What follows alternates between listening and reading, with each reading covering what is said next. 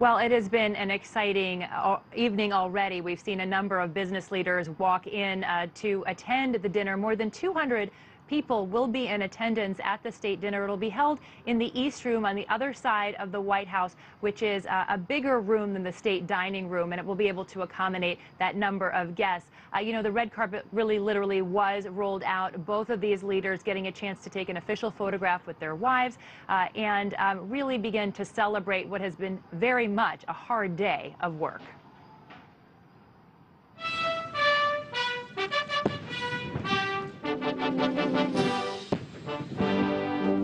In their first U.S. state visit, President Xi Jinping and First Lady Peng Liyuan basked in the celebration of Sino-U.S. ties. But managing the relationship requires a delicate balance. Both nations have serious differences over state-sponsored cyber theft and their roles in the maritime Pacific. President Xi told reporters the two leaders have had many long exchanges on cybersecurity.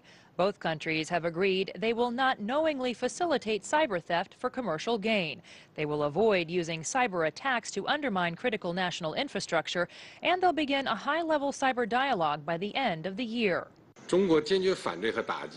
China strongly opposes and combats the theft of commercial secrets and other kinds of hacking attacks. So all in all, we have broad common interests in the field of the cyber, but we need to strengthen cooperation and avoid leading to confrontation, and nor should we politicize this issue. What I've said to President Xi and what I'd say to the American people is, the question now is, are words followed by actions? And we will be watching carefully to make an assessment as to whether progress has been made in this area. Despite differing views, the leaders made some progress in the Pacific. They've agreed to new communication channels to avoid an accidental military confrontation, and their coast guards are working on a similar system. But Xi was clear China will continue to expand its influence in the South China Sea. Islands in the South China Sea since ancient times are Chinese territory. We have the right to uphold our own territorial sovereignty and lawful and legitimate maritime rights and interests. We are committed to respecting and upholding the freedom of navigation and overflight that countries enjoy according to international law. The United States will continue to sail, fly, and operate anywhere that international law allows. I conveyed to President Xi our significant concerns over land reclamation, construction, and the militarization of disputed areas, which makes it harder for countries in the region to resolve disagreements peacefully. Both countries will leave the meetings with new commitments to reduce carbon emissions and rally the world to meet ambitious reductions at the upcoming Paris climate talks. And both leaders say they've made enough progress on a bilateral investment treaty to speed up negotiations. But passing a treaty requires a U.S. congressional vote. The U.S. has also committed to helping China with criminal investigations of repatriating fugitives. Of course, Mike, that will be a big help in the ongoing anti-corruption campaign.